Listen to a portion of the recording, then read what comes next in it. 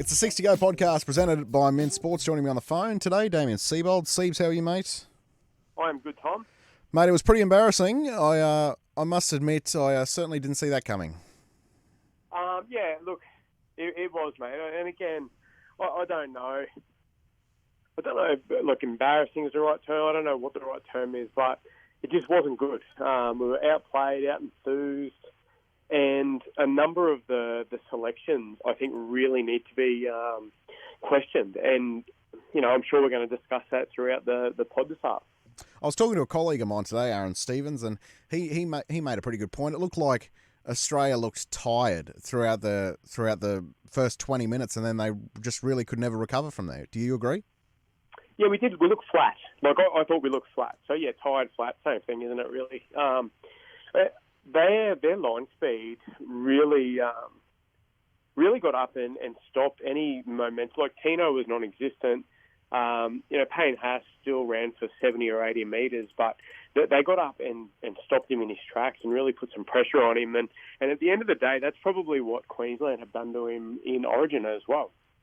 Yeah, great point. Great point. I thought that the stat that really stuck out the most to me was if you take a look at the starting 13 for New Zealand, there were only two players in there, and that was Kieran Foran and Isaiah Papali'i, who didn't run for 100 metres.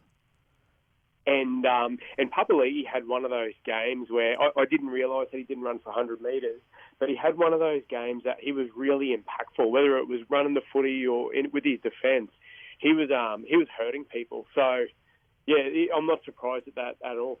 Well, Papali'i had 71 metres and 40 of them were post-contact. So he was bending the line back whenever he got the ball. Yeah, he was, and he had that intent about him. Physically, with his defence as well, he really got stuck into us and probably had us having a bit of a look. I see a lot of people have been critical, and I know we'll go through it all, but a lot of people have been critical of our halves, and look, they weren't good at all, and I'm sure they'd be the first to admit that they weren't good.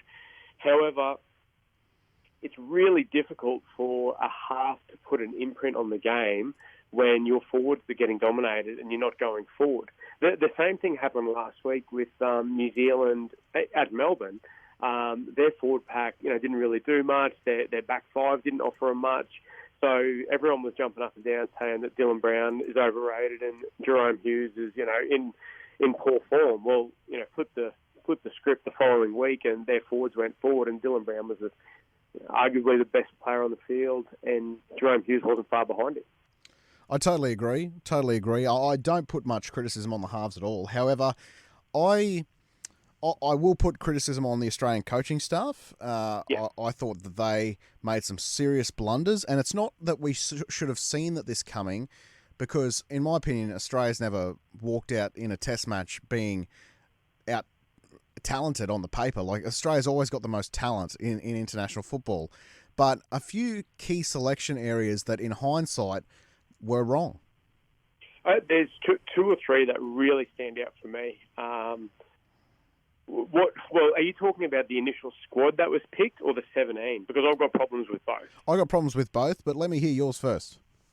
So let's start with the squad itself. How Kalen Ponga doesn't get included in the squad, just, it baffles me. I know he can only play fullback or 5'8", but at the end of the day, as if he couldn't do a running or a ball-playing lock roll like what Nico did, I suppose, and probably do it a lot better. But we'll get to Nico shortly because it wasn't his attack which was the downfall of Nico, it was his defence. So that's my first one. The second one is Bradman Best was one of the most, all things being fair, one of the most left-field Origin choices in a while from New South Wales. He was outstanding, and the back end of the year, he was almost the form centre in the comp. So how he doesn't get a start in the centres, a bare minimum in the squad, just really confuses me. I totally agree. Why have we got Valentine Holmes playing on the wing when, we're clearly chasing a centre? So we could put him in the centres, and Hamiso would be much better suited on the wing. I think Hamiso was really lucky to make the squad to start with. I think Cobbo was really lucky to make the squad. Dylan Edwards deserved his spot. He deserved to get an opportunity. Now, we've realised and found out that he's definitely not a winger, but I'm glad that he's going to go down as someone that did finally play rep footy because he deserves it. That's true. But the other points, and there's one other selection issue that I've got a real problem with, and you can talk about James Tedesco all you want. That's not the selection that I'm most critical of. Reuben Cotter, whilst I agree he should be in the squad and potentially the side, is not a back rower. I disagree, mate. I think he was lucky to be in the squad. Well, because he wasn't exactly setting the world on fire. But the elephant in the room is as if he is an edge back rower. That's the point. He, in no world is he one of the best back rowers that Australia's got. And if he is, well, then we've got a serious problem in Australia with back rowers. But I could name 4 or 5 off the top of my head that should just go straight in over Reuben Cotter if you're looking for a back rower. Because we spoke about it as well before the first test, that we couldn't believe that he'd been picked over the top of Jake Trbojevic anyway to start with in the 17. Well, Jake Trbojevic isn't going to play on an edge, and obviously we miss Cam Murray, and Cam Murray's proven that he can play on that edge, so I don't mind that selection at all to begin with. But there was no one else, was there? Well, that selection now makes sense picking him over Jake because they were going to play Reuben Cotter on an edge. But then if that's the way of thinking, then how is that your solution? Well, but game 1 they didn't play him on an edge; they played him through the middle, and that's where he should play, shouldn't he? Of course. Yeah, but I just personally would have had Trbojevic, and we spoke about it. Would have had Trbojevic in the team from day one. I would have had Trbojevic in the team over Tino and Lindsay Collins. For as good as Lindsay Collins has been, there's one thing that's been proven over nearly 10 years, not 10 months, is that when a big game is on, Origin, Test footy, Trbojevic is a winner. He finds a way to, there's no way on earth that their middles would have been rolling through us like they were if Trbojevic was playing. He would have cut someone in half, stopped the momentum, and then started to... Well, I actually think that we're talking about the wrong guy being dropped if you're talking about just Jake Trbojevic, because really the guy that should have been dropped for Jake is Nico, because the bench construction I had a problem with as well, and we've seen that construction fail for New South Wales, and the fact that you cannot carry a hooker and then a outside back really on the bench, like it just doesn't work, and particularly going up against this New Zealand team, to me they should have had 3 big boys coming off the bench. Well, and this is turning into and I suppose when we lose 30-0, we can afford to be a bit negative. Have you seen a worse display from our hookers? No, it was pretty bad. Like themselves, personally, like Harry Grant, have you seen him play a worse game? Ben Hunt was way off early. It was pretty bad.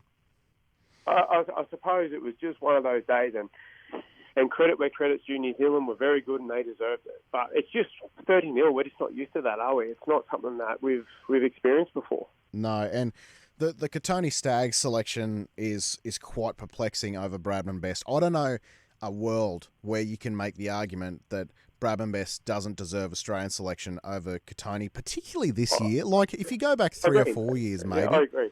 The one thing with Kotoni was, though, in the final, at least he had a go. He did get in there and he was putting himself in the game. So that's my criticism of Hammer. I don't think he put himself in the game in that final at all. James Tedesco, has he played his last rep game? No. Should he play his last rep game already? Because no. I particularly for Australia, right? Particularly for Australia, I think the end is done. He may. Sorry to interrupt you, mate. He may have played his last test. Maybe, because at the end of the day, Kalen Ponga's got to be putting some pressure on him. No, I don't think he has. The only way he's played his last rep game is if he retires from rep footy. I think there's no world that Dylan Edwards is better than him. No, and I wouldn't suggest that. But I think Kalen Ponga and Reece Walsh, one of those two, either of those two are playing better than James Tedesco at the moment. Yeah, but my question is Ponga. Yes, I would trust Ponga. I don't know if I could trust Walsh yet. Well, even then, you've got 1.5 playing better than Yeah. James Tedesco, and But regardless, Latrell and Turbo are better fullbacks. that's right. In my mind. Yeah. Like maybe not Ponga at the moment. Ponga is in red hot form. But I'm also going, it runs on the board, proven, they've done it before. And consistently too, not just, a couple of times. And that's why I think that Tedesco, there's no way that, unless he retires, that's his last rep game. Just on the Kiwis, Jerome Hughes I thought was outstanding. He had a kick out early, but apart from that, he was good. He was really good, wasn't he? He was good. He definitely played better. But again, they had room. They had the ability to run the footy more. You can tell with Hughes and Dylan Brown, as soon as early on, one of their first touches, when they show, Hughes comes off the right, Brown comes off the left, and they bite into the line, you know that they're on. Yep. And they both did that early, didn't they? Yep. And that right foot step from Jerome Hughes is lethal, and Dylan Brown playing superbly as well. I just want to touch on... I've got an argument to make with you. I know you're going to disagree with me, but I think the Golden Boot should go to Lindsay Collins. Now, I know that the weekend was not a great display for any Australian player, but you'd be tough pressed to make a case to me, apart from Ponga with the stretch, that there wasn't... Ponga's ineligible, mate, because he hasn't played... Oh, of course. He hasn't played rep. Of course. Yeah. But you would be tough pressed to make a case to me that there wasn't a more valuable person to their club side this year, and for Queensland, Lindsay Collins was invaluable. Now, we would need to double check, but I don't think club form comes into it. I don't think it plays a part. Well, just rep football. I think it's all based on test footy. Yep, well, there you go. So, if you just take the rep game, so who would your contenders be? But I'm saying Origin doesn't count. Okay. It's purely test footy. And remember, there was the World Cup, so I don't know. We could be shocked. Yeah. Okay, well, that's another debate then. Who would be your player of the year then? I don't. Well, I'd have to have a bit of a think about it. You get what I'm saying, though? Yeah, I do. I get what you say. 100% I get what you're saying. But, again, with the Golden Boot, I'm just not 100% sure, but I do, as far as I can remember, and I'm just quickly trying to Google it. Actually, I think it does take into consideration club form, because a Super League winger won it a few years ago, who scored 25 tries or whatever on the wing, and we all come out and we're like, what the hell happened here? Again, look, I think he scored a truckload of tries, test footy as well. Right. I'm just Googling it, and we'll get an answer for that very shortly. Who else? Like, I know, Lindsay Collins, obviously, he's played really well. If you're just taking into consider rep football and you were to include Origin in that, then I know no Australian had their best game on the weekend, but the hammer in Origin was superb as well. And to combine that at the back end of the year, I thought he did some really great things. Sorry, I'm looking at it here. The best international player. So I'd have to have a really, quick look at it properly. But yeah, I think it is just in test footy. Just in test football. Okay. Yeah, that way. So that would actually bring people like Chance into it, and I think James Fisher-Harris probably gets a mention as well. I suppose Joey Manu, because he had a really good World Cup, didn't he? Yeah, really good World Cup. But it's an interesting one.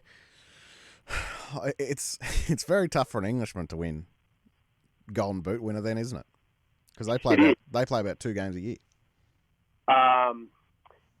Yeah, I suppose they always play a couple of games against France. They always play a couple of games against Wales. Speaking of England, and I hope we get there after we finish talking about the Aussie and New Zealand games. But 3-0. So I reckon it's worth touching on that in a moment as well, because they really played good footy. I watched actually all 3 of those games. It was good. So look, okay, let's say Lindsay Collins, probably as IEO from the Aussie team. They're probably the 2 that stand out for me off the top of my head. I can't think of too many other guys. Pat Carrigan, He didn't really play that well in this series. He did go all right in the World Cup. There's probably not too many others, is there? Probably not. It's probably a small... Cam Murray's your man. He's been outstanding. Yep. The first player in history to score 6 tries in 6 games, and I know that's not everything, but he's my tip, Cameron Murray for Golden Boot if it's an Aussie, if it's a New Zealander, James Fisher-Harris, or Joey Manu. Fair enough. There's a couple of guys I do want to point out in that England team who were just phenomenal. The centres, Ben Curry, Harry Newman, I thought were outstanding, and John Bateman, he was superb, wasn't he? He was. Their whole forward pack was very good. And Wellesby's a star. He is a superstar. Yep. I think he would be great over here in the NRL. He would really cause some damage in the right team. Like, he couldn't come over and do what he does for the Tigers or the Dogs, but if he was put into a good system with good players around him, he would be a superstar. Totally agree.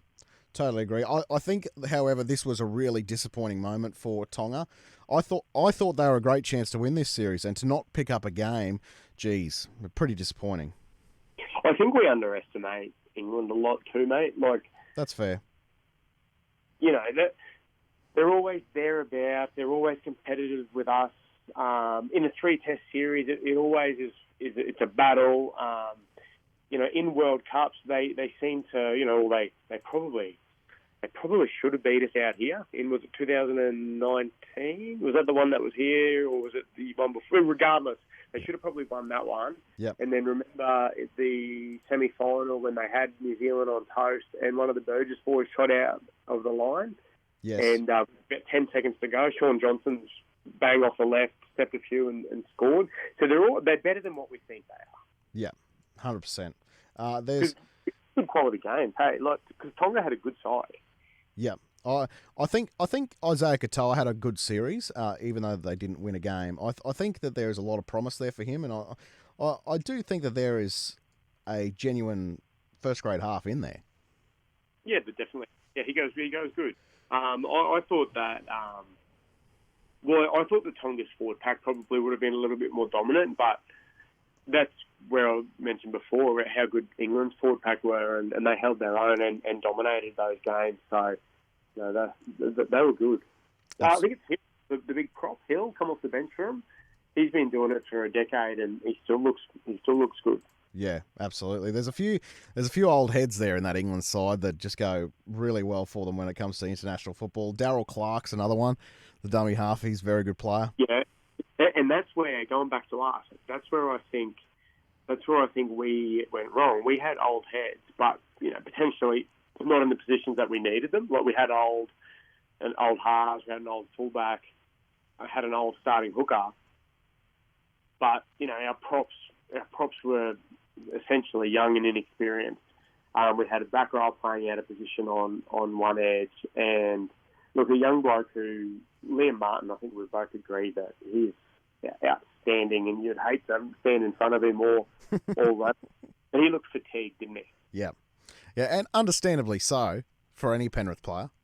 Yeah, but in saying that, Desario was our best forward. Yeah, that's true. It'll be interesting to see where they go from here, but we will continue our club reviews over the next few weeks. There's, Siebes, there's a lot of clubs, isn't there? I think there's 15 to go. But we'll get through them. Thanks very much, Siebes. Appreciate your time. Thanks, mate. This has been the 60O podcast presented by Mint Sports.